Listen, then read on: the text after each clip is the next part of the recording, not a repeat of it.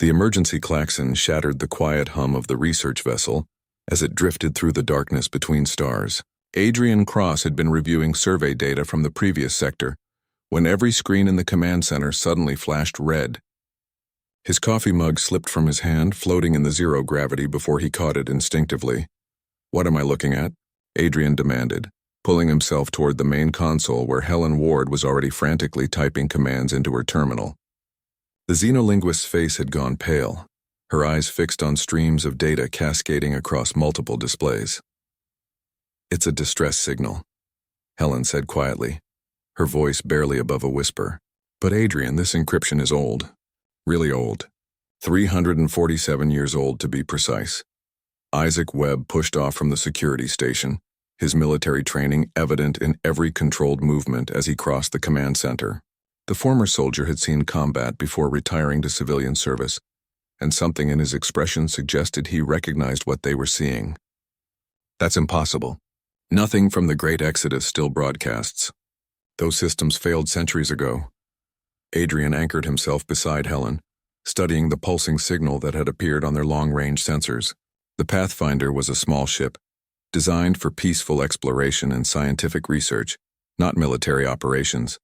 But he couldn't deny what the instruments were showing them. Someone or something was using encryption codes that shouldn't exist anymore. "Can you decode it?" he asked Helen, already knowing the answer would complicate everything. Helen's fingers moved across her keyboard with practiced efficiency. "Working on it. The Pathfinder's computer has historical archives, but this is military-grade encryption from before my grandparents were born. Give me 10 minutes. Those 10 minutes felt like hours." Adrian watched the signal strength increase as their vessel continued on its plotted course, moving deeper into the Antares cluster. This region of space had been flagged as unexplored territory, far beyond the established trade routes and colonies that now made up human civilization. Nobody came out here. There was no reason to. The stars were too distant, the resources too sparse, and the risks too high for commercial ventures. "Got it," Helen announced suddenly, and the command center's speakers crackled to life. At first there was only static, the white noise of space interference and damaged transmission equipment. Then a voice emerged, speaking a language that Adrian recognized from history classes but had never heard spoken aloud. It was Drayan, an alien tongue that predated human contact protocols by centuries. "This is the last free settlement of Drayan Prime," the voice said, translated instantly by Helen's systems. "We broadcast on all known frequencies, seeking aid from any who can hear. The Korvath Dominion has broken through our final defenses. Our ships are destroyed. Our cities burn. To any civilization receiving this message, we beg you to remember us. Do not let our extinction go unwitnessed." The message repeated, looping endlessly, a digital ghost crying out across the void. Isaac moved to the tactical display, his expression grim. "If we respond to this, we're violating about 15 different protocols. First contact situations require approval from Earth Command. We can't just fly into an active war zone. Those protocols assume we're making first contact," Adrian countered, his mind already made up. "This isn't first contact. This is a species facing extinction, broadcasting on frequencies they somehow know we used centuries ago. How do they know our encryption codes, Isaac? How?" Helen pulled up another screen, this one showing historical records from the Great Exodus period. During the Long March, humanity sent out dozens of survey ships ahead of the main fleet. Some of them carried cultural exchange packages, information about Earth and our languages, basic technology primers. If one of those ships reached the Drayan 300 years ago, then they've been waiting, Adrian finished. "They've been waiting for us to answer." The Pathfinder had a crew of 12, all scientists and support staff except for Isaac and his small security team. They weren't equipped for combat or military operations, but Adrian had spent his entire career exploring unknown space, and he'd learned to trust his instincts. Something about the situation felt important, as if invisible threads of history were pulling them toward something inevitable. "Plot a course for the source of the transmission," he ordered. "Maximum speed." Isaac didn't argue, though his posture suggested disagreement. "We should at least inform Earth Command what we're doing." "We will, after we get there and assess the situation." Adrian turned to face his small crew, seeing uncertainty and fear on their faces. "I know this isn't what any of us signed up for, but that message out there, It's not random.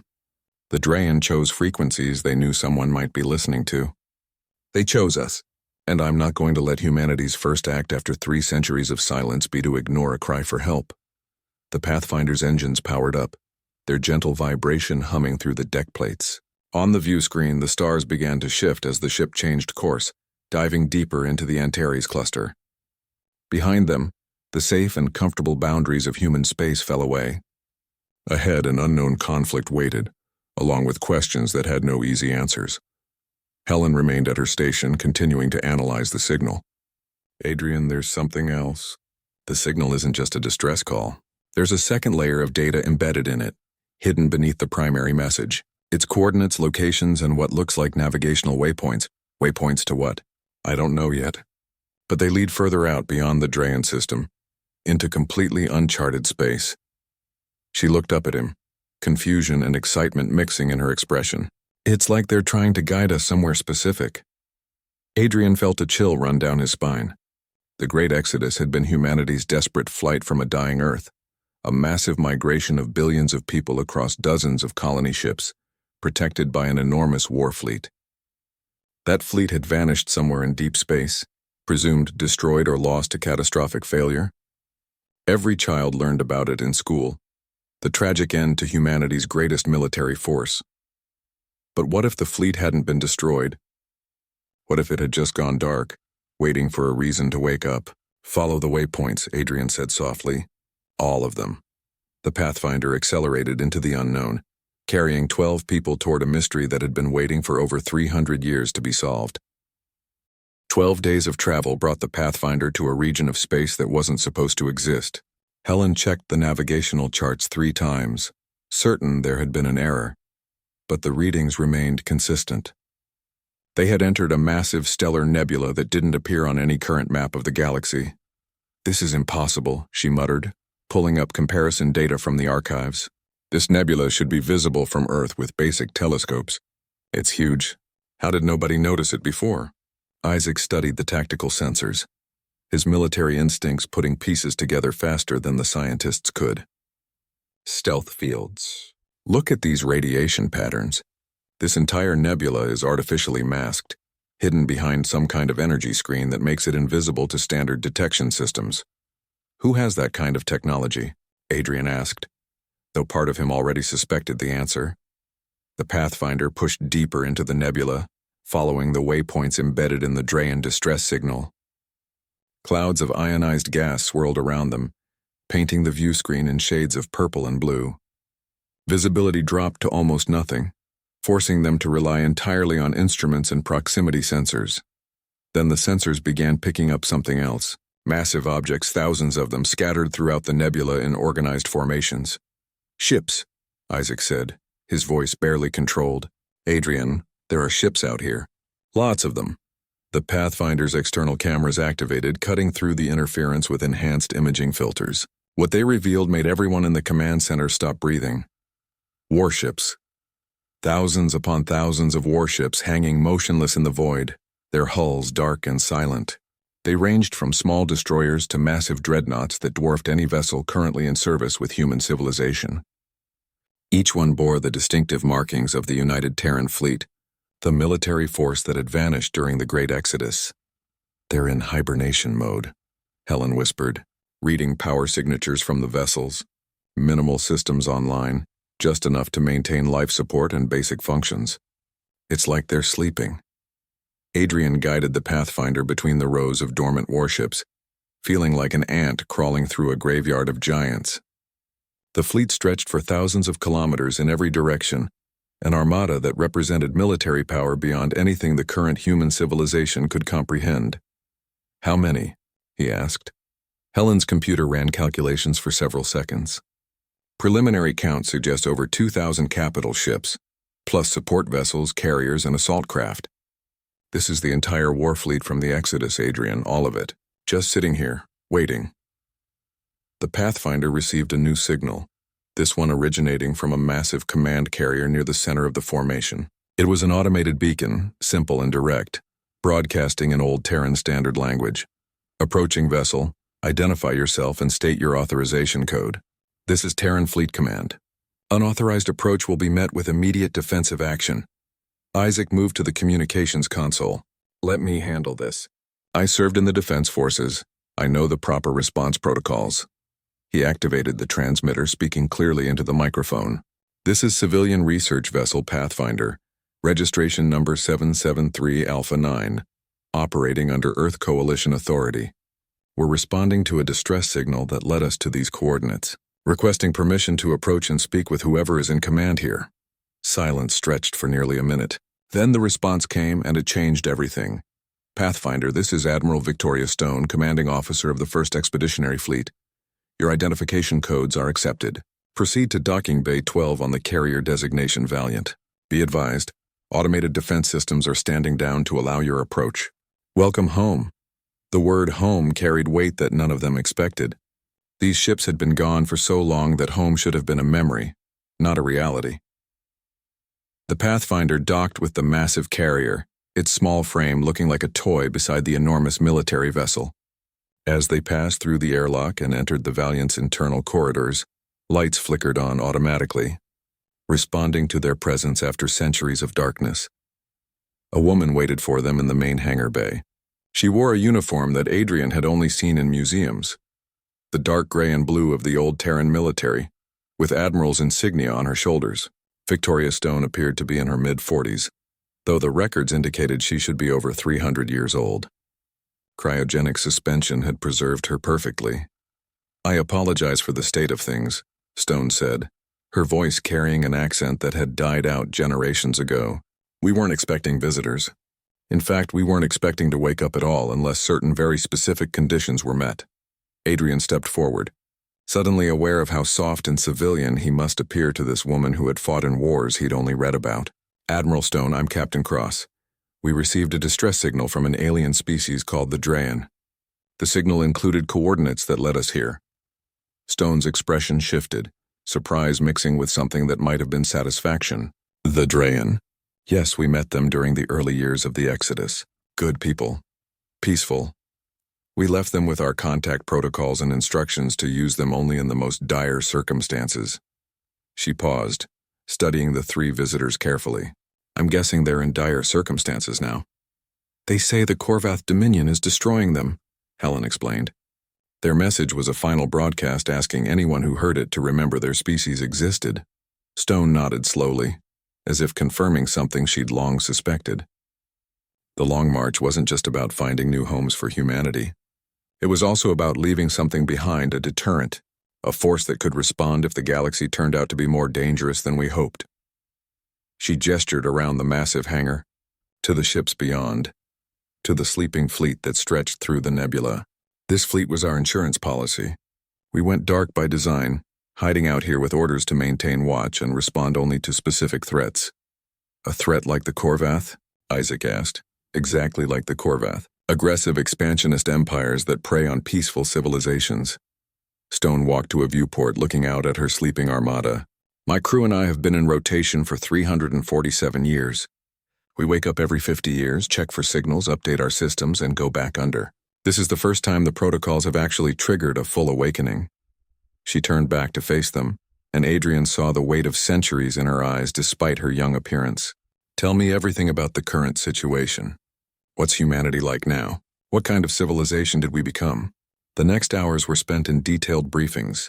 Adrian, Helen, and Isaac explained how human civilization had evolved into a peaceful trading society, how Earth and the colonies had prospered through diplomacy and commerce, how the military forces had been reduced to small defense fleets focused on protecting shipping lanes rather than conquest. Stone listened without interruption, her expression unreadable. When they finished, she sat in silence for a long moment. So we succeeded, she finally said. We created a better humanity. One that doesn't default to violence and war. That's good. That's what we hoped for. She stood straightening her ancient uniform. But the galaxy doesn't care about what we hoped for. It only cares about what we can do when our friends are threatened. What are you going to do? Adrian asked, though he suspected he already knew. Admiral Victoria Stone smiled, and it was the smile of someone who had been waiting 3 centuries for purpose to find her again. I'm going to wake up my fleet, Captain Cross. And then we're going to answer the Drayan's call for help. The message reached Earth 40 hours after the Pathfinder's initial contact with the ancient fleet.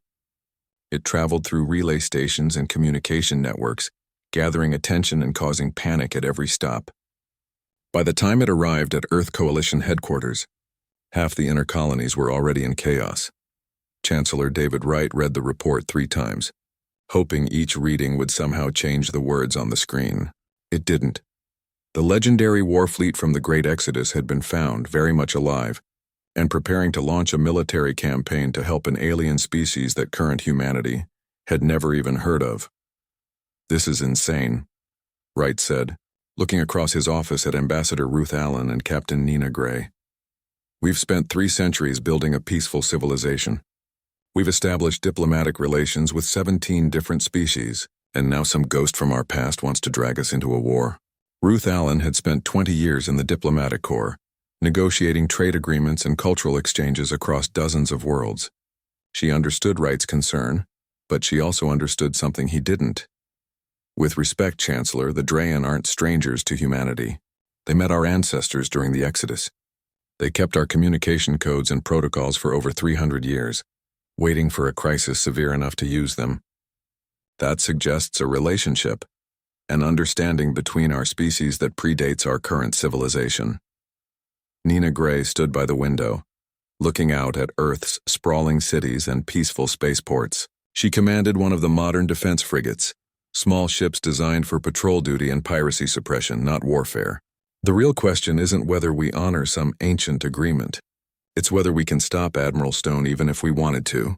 Her fleet outguns everything we have by orders of magnitude. Are you suggesting we let a 300-year-old military commander make decisions for all of humanity?" Wright demanded. "I'm suggesting we don't have a choice," Nina replied calmly. "I've reviewed the technical specifications that Captain Cross transmitted. One of Stone's dreadnoughts could take on our entire defense fleet and win. We're not equipped to fight wars anymore, Chancellor. We're equipped to maintain order and protect shipping. That's very different." Wright slumped in his chair, the weight of the situation pressing down on him. "What do we know about this Korvath Dominion?" Ruth pulled up files on her tablet, projecting them onto the office's main display. "Intelligence is limited, but what we have is concerning. The Korvath are a hierarchical empire that's been expanding for approximately 800 years. They've conquered 47 different civilizations that we know of. Their doctrine is simple: submit to Korvath rule or be destroyed. And they're currently attacking the Drayan." According to the distress signal, yes. The Drayan resistance is in its final stages. Without intervention, the species will be extinct within weeks. Wright rubbed his temples, feeling the beginning of a headache. "If we authorize military action, we set a precedent. We become a civilization that uses force to solve problems. That's exactly what we spent centuries moving away from. If we don't authorize it, we become a civilization that abandons allies and ignores genocide when it's convenient," Ruth countered. "Neither option is clean, Chancellor, but one of them at least tries to do the right thing." The debate continued for hours, spreading beyond Wright's office to the full Coalition Council. Representatives from every major colony participated, their arguments transmitted across light years of space. Some supported intervention, citing moral obligations and the historical connection to the Drayan. Others opposed it, warning that military action would fundamentally change human society and potentially make them targets for other aggressive species. Admiral Stone didn't wait for permission.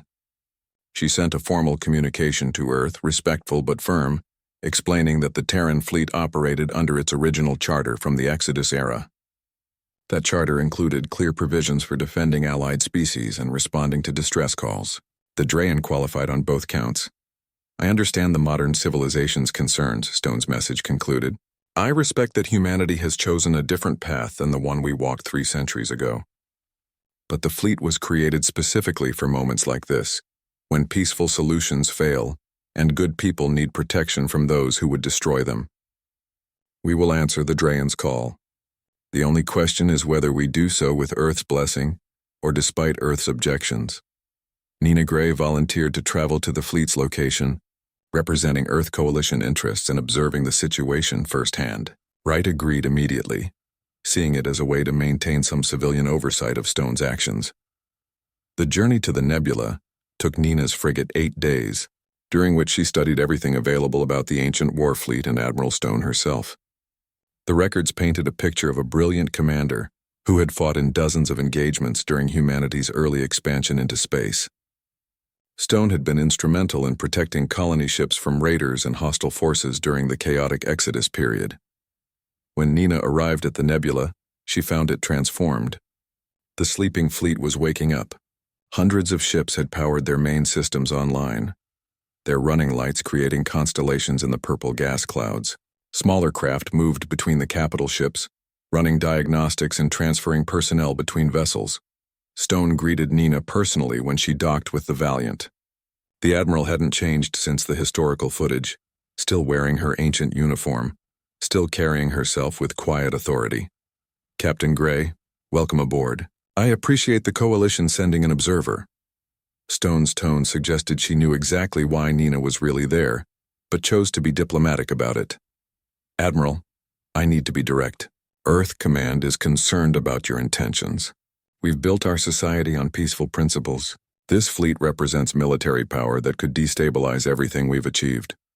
Stone nodded, gesturing for Nina to follow her through the Valiant's corridors. They passed crew members who moved with practiced efficiency, checking systems and preparing their ship for combat operations. These were soldiers from another era, preserved in time, now waking to a galaxy they barely recognized. "Let me show you something," Stone said, leading Nina to the command center. The massive room buzzed with activity as officers coordinated the fleet's awakening. Holographic displays showed the Antares cluster, the Drayan home system, and the Korvath forces surrounding it. "This is the current situation," Stone explained, highlighting the tactical overview. "The Korvath have deployed their 7th Armada to finish the Drayan. 10,000 ships, give or take. They've already destroyed the Drayan's defensive fleet and are conducting orbital bombardment of the last 3 inhabited planets. Estimates suggest complete extinction within 2 weeks." Nina studied the display, her military training allowing her to understand the tactical picture. The Korvath formation was overwhelming, a hammer preparing to crush any remaining resistance. "What's your plan?" she asked quietly. "We jump in, establish air superiority, eliminate the Korvath fleet, and provide ground support to Drayan survivors. Standard liberation operation." Stone said it as if it were the simplest thing in the world. "Your fleet is outnumbered 5-1. Stone smiled, and it wasn't a friendly expression. It was the smile of someone who knew something their opponent didn't. "Captain Gray, modern humanity has forgotten what real military power looks like. You fought pirates and smugglers, which is admirable work, but you've never seen what happens when a properly equipped war fleet decides to end a battle decisively." She pulled up specifications for one of the fleet's standard destroyers. Nina read the weapons listing and felt her stomach drop. The destroyer carried more firepower than her entire frigate squadron combined. And Stone had hundreds of them, plus much larger vessels. "The Korvath think they're dealing with a primitive species," Stone continued. "They have no idea what's coming for them. This won't be a fair fight, Captain. It will be a demonstration of what happens when you threaten humanity's allies." Nina found herself torn between horror and hope. This was exactly what Earth Command feared, the return of humanity's violent past. But it was also something the galaxy apparently needed. Someone willing to stand against aggressive empires that preyed on peaceful civilizations. "Will you accept Coalition oversight?" Nina asked. "Will you work with us to ensure this doesn't become something more than a rescue operation?" Stone considered the question carefully. "I'll accept Coalition observers and provide full transparency on our operations. But Captain, I won't let politicians debate while people die. The Drayan called for help. We're going to answer. If Earth wants to be part of that answer, you're welcome to join us. If not, we'll do it alone." Before Nina could respond, one of Stone's officers called out from a sensor station. "Admiral, we're picking up another signal. It's Korvath origin. Direct transmission to our position." Stone raised an eyebrow. "They found us already? Patch it through." The command center's speakers crackled to life and a harsh alien voice filled the room, speaking through automatic translation software. "Unidentified vessels in Sector 777. This is Korvath Dominion Command. You are in violation of Dominion space. Withdraw immediately, or be classified as hostile forces supporting the criminal Drayan species. This is your only warning." Everyone in the command center turned to look at Admiral Stone, waiting for her response. Nina saw something shift in the Admiral's expression, a hardening of resolve that suggested centuries of military experience condensing into a single moment of decision. Stone activated the communication system, her voice calm and clear. Korvath Dominion Command, this is Admiral Victoria Stone of the United Terran Fleet. The species you call criminal are under human protection as of this moment. Your actions constitute genocide against an allied civilization. Withdraw from Drayan space immediately and we'll consider this matter settled.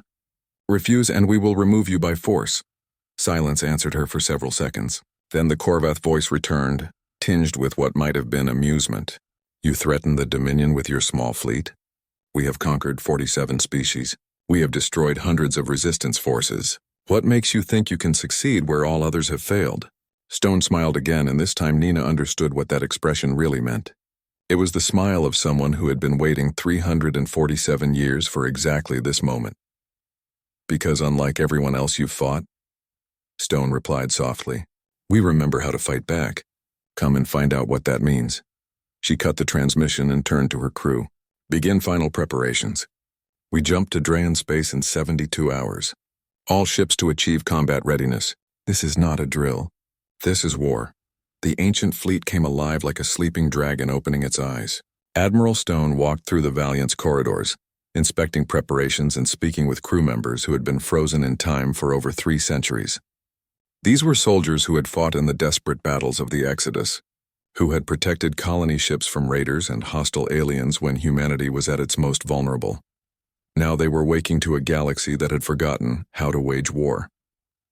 Status report, Stone requested, entering the Tactical Operations Center where her senior staff had gathered. General Lucas Hammer stood beside the holographic display, studying troop deployment patterns.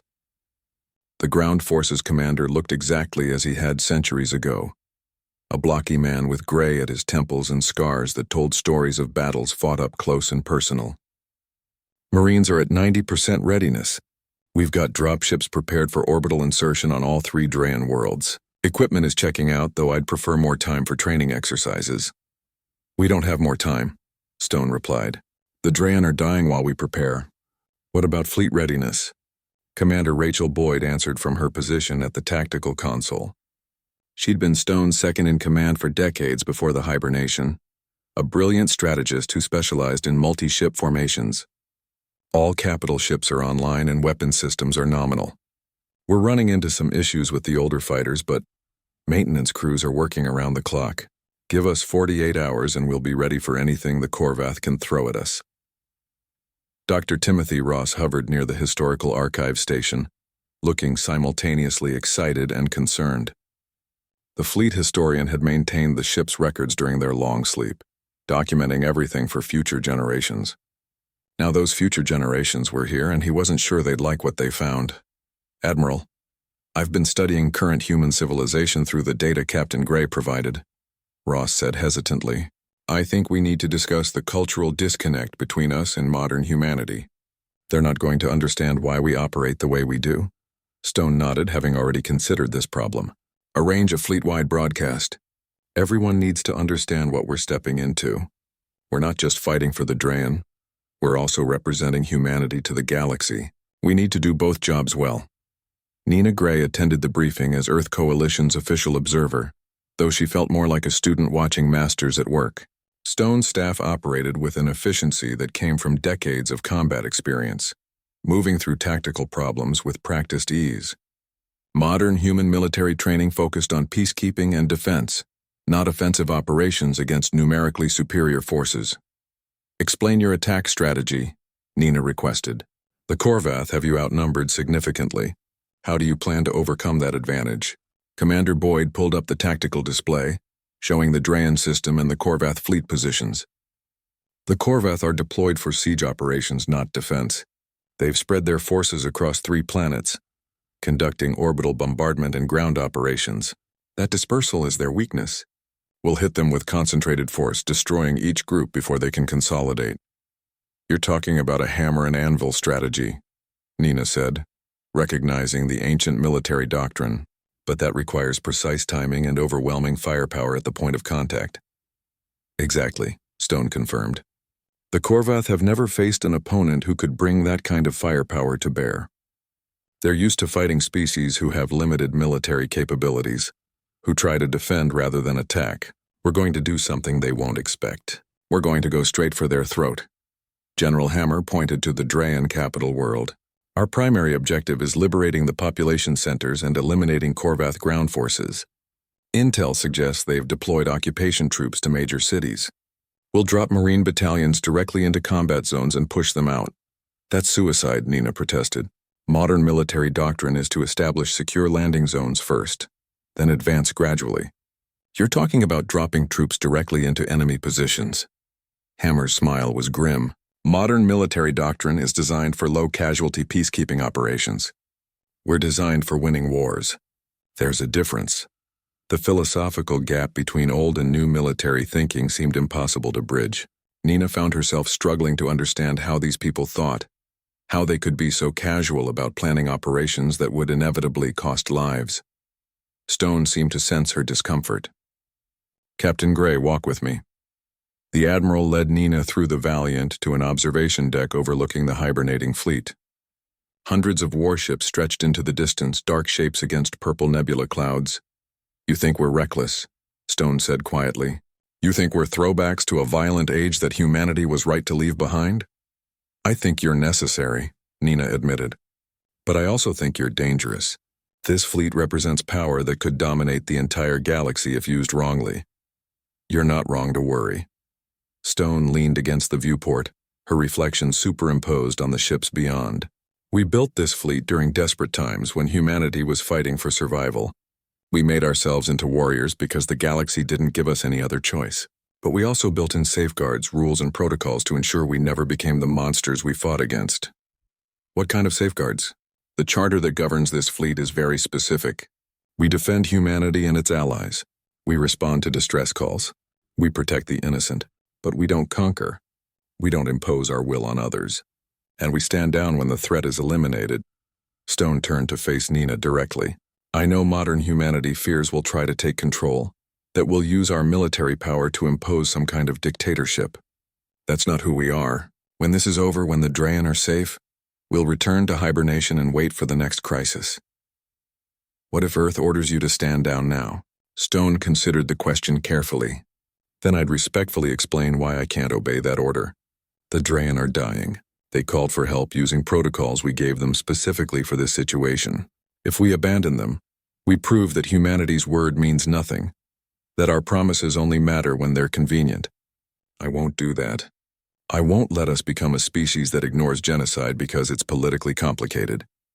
Before Nina could respond, alarms sounded throughout the ship. Stone was moving instantly, heading back to the command center with Nina following close behind. They arrived to find the tactical displays showing new contacts. Report, Stone snapped. Commander Boyd looked up from her console, expression tense. We've got Korvath scouts probing the nebula's edge. 3 light cruisers running active sensors. They're looking for us. Have they found us? Not yet, but they will if they continue on their current course.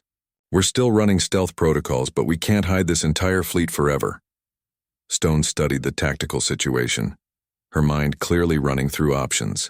How long until the fleet is ready for combat? 36 hours minimum. Then we need 36 hours. Stone turned to her weapons officer. Prepare a hunter-killer team. 3 destroyers, full stealth configuration. I want those scouts eliminated before they can report our position. Admiral, that's an act of war, Nina objected. If you attack Korvath ships without formal declaration, you'll start the conflict before Earth has agreed to participate. The conflict started when the Korvath began exterminating the Drayan, Stone replied coldly. We're just making sure they don't see us coming. She issued orders rapidly, watching as 3 destroyers broke from the main fleet and moved toward the scouts' position. The hunter-killer team moved through the nebula like ghosts, using the dense gas clouds for cover. Their stealth systems were generations ahead of the Korvath technology, allowing them to close to within weapons range undetected. The engagement lasted less than 3 minutes. The Terran destroyers opened fire simultaneously, their advanced weapons tearing through the Korvath scouts' shields and armor. The alien ships attempted to respond, but they'd been caught completely by surprise. Within seconds, all three were drifting wrecks, their distress calls cut off before they could transmit. Threat eliminated, the hunter-killer team reported. No survivors, no transmissions detected. Stone nodded, satisfied. Return to the fleet. All ships maintain stealth protocols. She turned to Nina, her expression challenging. I know you're going to report this to Earth Command. That's fine. Tell them we've committed to this course of action. Tell them the Korvath now know someone is coming for them, even if they don't know who yet. And tell them we could use their support, but we're doing this with or without their approval. Nina felt the weight of history settling on her shoulders. This moment would define how humanity rejoined the galactic community, whether they came as warriors or victims, as protectors or bystanders. I'll transmit your message. But Admiral, understand that once you start this fight, there's no going back. You'll change humanity's relationship with every other species in the galaxy. Good, Stone said simply. Maybe it's time the galaxy learned that humanity isn't prey. We're not helpless refugees anymore. We're a civilization that protects its friends and punishes its enemies. The Korvath wanted to know what makes us different from everyone else they've conquered. They're about to find out. The fleet continued its preparations, moving through the final hours before departure. Thousands of crew members went about their duties, checking weapons, loading supplies, preparing for the battle ahead. These were people from a different time, shaped by different values, carrying skills that modern humanity had deliberately forgotten. But now those skills were needed again, and the sleeping warriors had awakened to do what they were designed for. The Korvath Dominion had spent 8 centuries conquering weaker species, crushing anyone who resisted, building an empire on the bones of dozens of dead civilizations. They had never encountered anyone like Admiral Victoria Stone and her ancient war fleet. They were about to learn what happened when humanity remembered how to fight. The Terran fleet dropped out of hyperspace at the edge of the Drayan system, like an avalanche of steel and fury. 2,000 warships appeared simultaneously, their weapons already charging, their formation precise and deadly. On the Valiant's command deck, Admiral Stone watched the tactical displays update as sensors mapped the battlefield. The Korvath 7th Armada was exactly where intelligence predicted, spread across 3 Drayan worlds and siege formations. 10,000 ships ranging from patrol craft to massive dreadnoughts, all focused on the systematic destruction of the last surviving Drayan population centers. All ships report ready, Commander Boyd announced. Weapons hot, shields at maximum. Ground forces are staged for deployment. Stone studied the tactical situation with the calm focus of someone who had fought dozens of similar battles. The Korvath had numbers, but they were dispersed and unprepared for serious opposition. They'd grown complacent after centuries of crushing weaker opponents. Open a channel to the Korvath command ship, Stone ordered. Let's give them one chance to walk away. The alien commander who appeared on the view screen looked like he'd been carved from stone, his features harsh and angular, his eyes showing surprise at the sudden appearance of the Terran fleet. He spoke through translation software, his voice carrying arrogant confidence. Unidentified fleet, you are in Dominion territory. Withdraw immediately or be destroyed. This system belongs to the Korvath, by right of conquest. Stone leaned forward in her command chair, her voice calm, but carrying absolute authority. This system belongs to the Drayan, who are under Terran protection. You have 1 hour to withdraw all Korvath forces from this system and the surrounding sectors. Do so, and you'll live to tell your superiors what happened here. Refuse and we'll eliminate your entire fleet. The Korvath commander actually laughed. You're outnumbered 5-1. Your threats are meaningless. We have destroyed species with larger fleets than yours. Surrender now, and we may grant your people mercy. I tried, Stone said almost to herself. She cut the transmission and turned to her crew. All ships, weapons free. Execute Battle Plan Alpha. Let's show them what happens when you pick a fight with humanity. The Terran fleet split into 3 groups, each one targeting a different planet and its Korvath siege force. The maneuver was executed with perfect precision, centuries of training and experience showing in every movement. The Korvath, caught off guard, began scrambling to form defensive positions. They were far too slow. The first group, led by the dreadnought Hammer, dropped into combat range of Drayan Prime and opened fire. Terran weapons technology was 3 centuries more advanced than anything the Korvath had encountered. Particle beams carved through shields like they didn't exist. Missiles tracked targets with impossible accuracy. Point defense systems intercepted every counterattack. Within the first 5 minutes, 300 Korvath ships were destroyed or disabled. The survivors tried to regroup, tried to bring their numerical advantage to bear, but the Terran ships moved too fast, fired too accurately, and coordinated too well. Captain Nina Gray watched from her position aboard the Valiant, stunned by the sheer efficiency of the ancient fleet's combat operations. This wasn't warfare as modern humanity understood it. This was systematic destruction, the cold mathematics of superior technology and training applied to an enemy who'd never faced real opposition. Marine assault teams, you are clear for deployment, Stone ordered. General Hammer, your people have the green light. Across the fleet, hundreds of dropships launched from the carriers and assault vessels. They screamed through the atmosphere of all 3 Drayan worlds, heading for cities where Korvath ground forces had established control.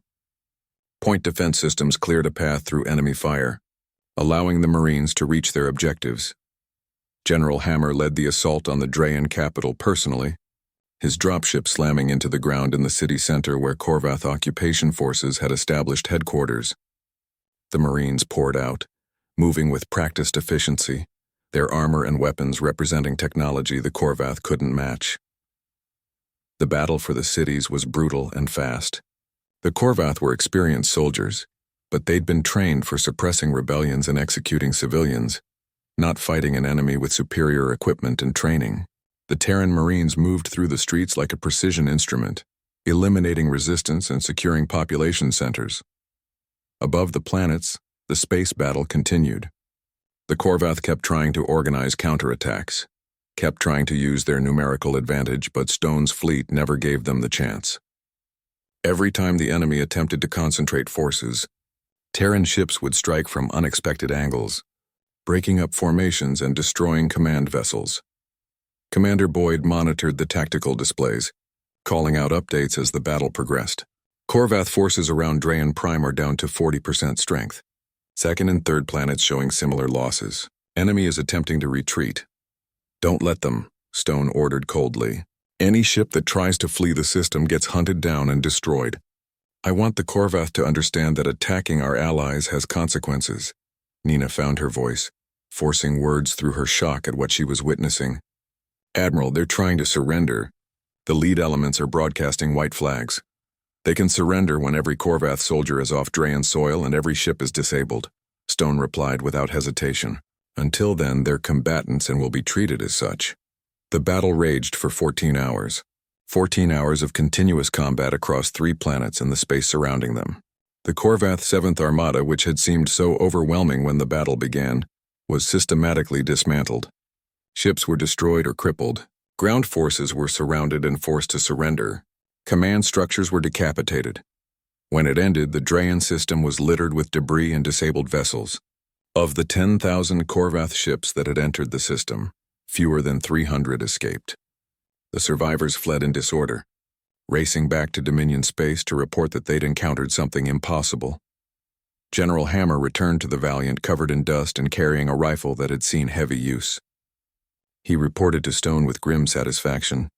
All 3 planets are secure. Korvath ground forces have been eliminated or captured. Drayan casualties are significant, but the species survives. They're calling us saviors. Stone didn't smile at the news. She looked tired, older somehow despite her physically young appearance. Get medical teams deployed immediately. The Drayan will need food, medicine, and reconstruction supplies. Boyd, organize relief operations. I want every surviving Drayan population center receiving aid within the next 6 hours. What about our casualties? Nina asked quietly. 47 dead, Hammer reported. Another 130 wounded. Light casualties considering the scale of the operation, but every loss hurts. Stone nodded slowly. Compile the names. I'll write personal letters to their families. She turned to face Nina directly. This is what we do, Captain Gray. This is what we've always done.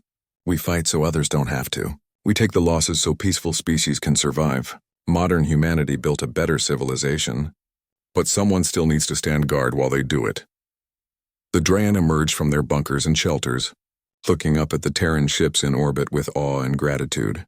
These people had been hours from extinction, their last cities burning, their hope exhausted. Now they had a chance to rebuild, to survive, to continue as a species. Dr. Helen Ward from the Pathfinder was among the first to make contact with Drayan survivors, using her xenolinguistics training to bridge the communication gap. The Drayan told stories of how their ancestors had met humans during the Great Exodus, how they'd been given communication protocols and told that humanity would answer if they ever faced extinction. We didn't really believe it, one of the Drayan elders said through translation software. 300 years is a long time to hold on to faith in a promise made by strangers. But you came. When we needed you most, you came. Word of the battle spread quickly across the galaxy. Species that had been watching humanity's peaceful civilization suddenly realized there was another side to these beings, a warrior tradition that had been sleeping, but never truly gone. Trade networks buzzed with speculation about what this meant for galactic politics. The Korvath Dominion's reaction was predictable. They dispatched ambassadors demanding explanations, claiming the Terran intervention was illegal and violated multiple treaties. They threatened sanctions and retaliation, but underneath the bluster there was fear. The Dominion had lost an entire armada in a single day to an enemy they hadn't even known existed. Other species began reaching out to humanity, species that had been suffering under Korvath aggression or living in fear of it. 23 different civilizations sent formal requests for Terran assistance, asking if humanity would help liberate their worlds or defend them from impending attacks. Admiral Stone gathered her senior staff to discuss the situation. We can't save everyone. We don't have the resources or the mandate. We came here for the Drayan because they had a historical connection to humanity, and because their extinction was imminent. We can't become the galaxy's police force. Then what do we do? Commander Boyd asked. Ignore the others who need help? We establish a framework, Stone decided. We work with Earth Coalition to create a defensive alliance. Species who want protection can join, but they have to contribute to their own defense. We'll provide the military backbone, but we won't do all the fighting for them. Nina had been transmitting regular reports to Earth Command throughout the battle. The response was mixed. Some praised Stone's actions and called for formally integrating the ancient fleet into modern human civilization. Others condemned the violence and argued that humanity had betrayed its peaceful principles. Chancellor Wright himself transmitted a message directly to Stone. Admiral, you've put us in an impossible position. You've proven that military force can solve problems that diplomacy cannot, but you've also terrified half the galaxy and made us targets for any species that sees us as a threat. Where do we go from here? Stone's response was broadcast across all human space, her words chosen carefully. We go forward, Chancellor. We accept that the galaxy is dangerous and that peaceful civilizations need protection. Modern humanity built something beautiful, a society based on cooperation and mutual respect. But beauty doesn't survive without strength to protect it. The fleet will stand guard so that the civilization you built can continue to flourish. The Drayan began the slow process of rebuilding, supported by Terran aid and medical assistance. The 3 planets would take years to fully recover, but the species would survive. That was what mattered.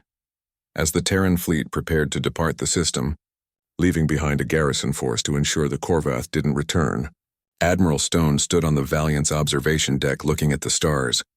Isaac Webb joined her, the security officer having distinguished himself during the battle by coordinating civilian evacuations. Was it worth it? Isaac asked. All the death, all the destruction just to save one species? Stone didn't answer immediately. She thought about the Marines who'd died, about the Korvath soldiers who'd been killed following orders from their empire, about the cost of violence even when used for righteous purposes.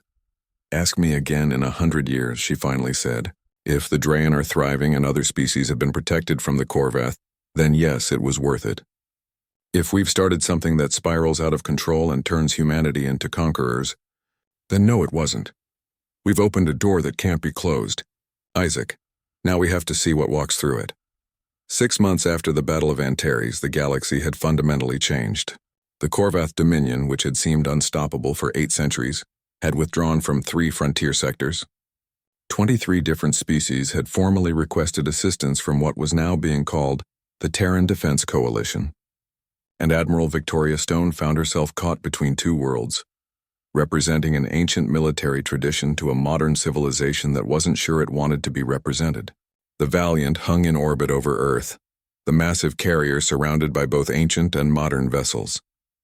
Stone had been summoned to appear before the Coalition Council in person, to answer questions about her actions and discuss the future of the reawakened fleet. She walked through the halls of the Coalition headquarters with Captain Nina Gray at her side. The modern captain had become an unofficial liaison between Stone's command and Earth government, someone who understood both worlds and could translate between them.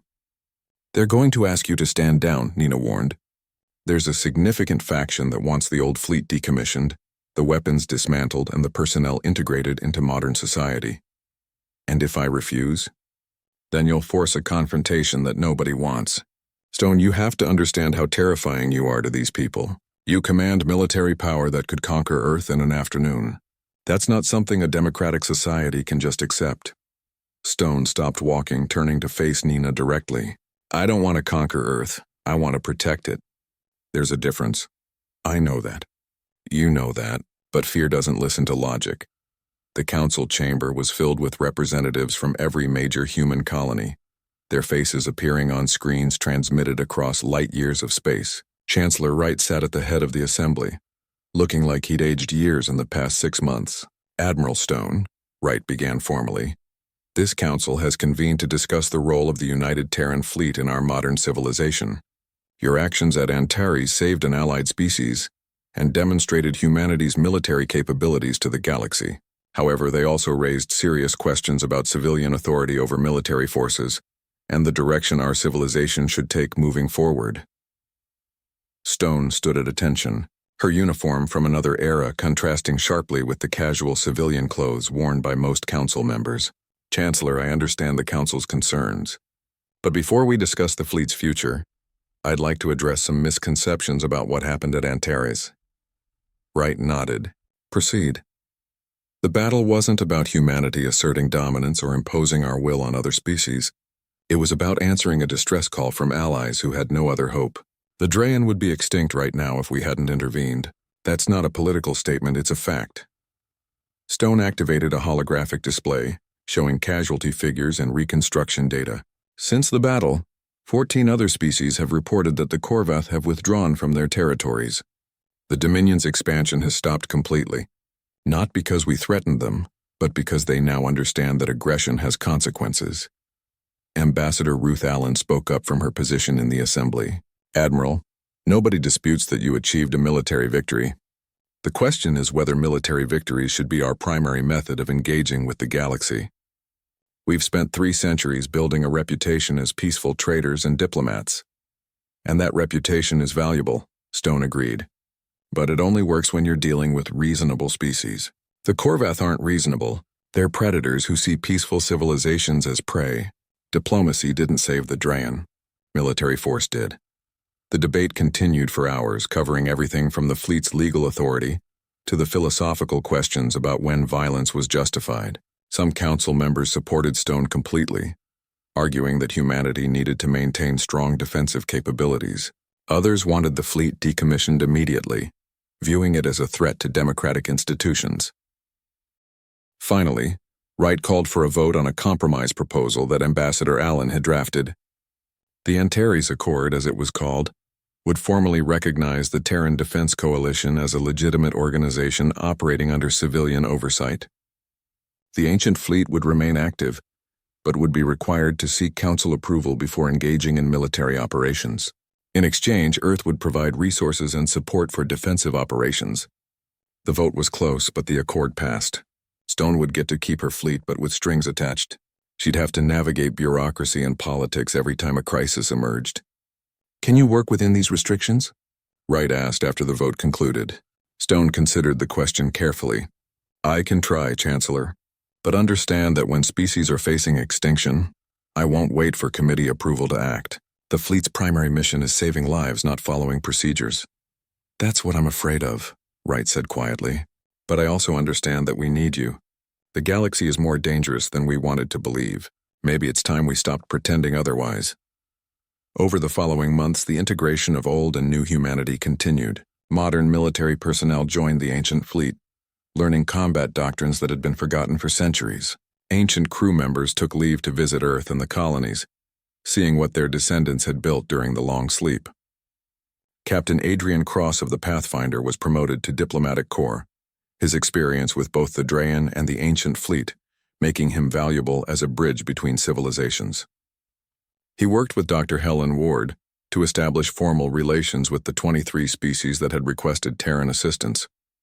Lieutenant Isaac Webb joined General Hammer's Marine Division permanently, finding that he preferred the direct action of military service to the ambiguity of civilian security work. He led several operations to evacuate populations from planets under Korvath attack, becoming known for his ability to get people out safely even under heavy fire. The Drayan recovery continued, with Terran engineers helping rebuild infrastructure and restore damaged ecosystems. The 3 planets would never be quite the same, but life was returning. Children played in streets that had been battlefields. Farms began producing food again. The species had been pulled back from the edge of extinction and given a chance to determine its own future. Admiral Stone established a rotating schedule for the fleet, keeping some ships on active patrol, while others returned to the nebula for maintenance and crew rest. She refused to become a permanent fixture in human space, understanding that her presence made people uncomfortable. The fleet would remain ready, but it wouldn't impose itself on a civilization that had chosen peace.